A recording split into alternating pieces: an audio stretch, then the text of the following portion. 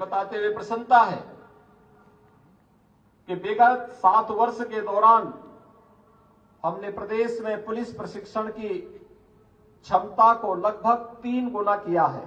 बल्कि police regulation, cyber crime, forensic science इत्यादि से जुड़े हुए महत्वपूर्ण मुद्दों पर भी इन नए प्रशिक्षुओं को अवगत कराया गया। और ऐसे में जब हम बात करते हैं तो स्वाभाविक रूप से फॉरेंसिक साइंस और साइबर क्राइम का महत्व और भी बढ़ जाता है। मुझे बताते हुए प्रसन्नता है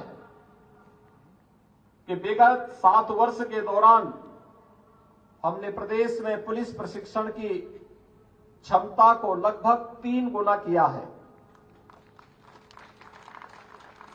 मुझे जानकर के प्रसन्नता हुई कि प्रशिक्षण के दौरान यहां पर न केवल कानून व्यवस्था, विधि और मानवाधिकारों के बारे में, बल्कि police regulation, cyber crime, forensic science इत्यादि से जुड़े हुए महत्वपूर्ण मुद्दों पर भी इन नए प्रशिक्षुओं को अवगत कराया गया, ताकि पुलिस बल की कार्यप्रणाली और वर्तमान की चुनौतियों का सामना करने और उस समस्या का समाधान करने में पुलिस को योग्य उप निरीक्षक प्राप्त हो सके।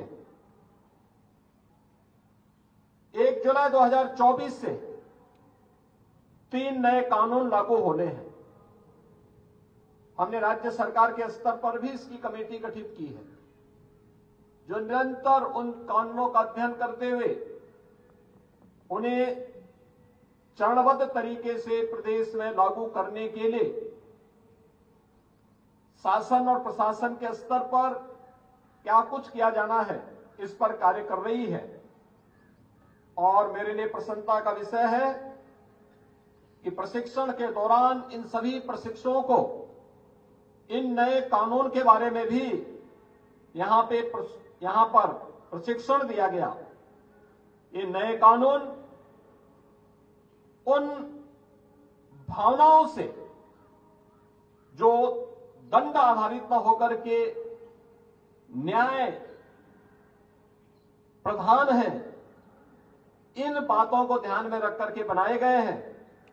और ऐसे में जब हम बात करते हैं तो स्वाभाविक रूप से फॉरेंसिक साइंस और साइबर क्राइम का महत्व और भी बढ़ जाता है।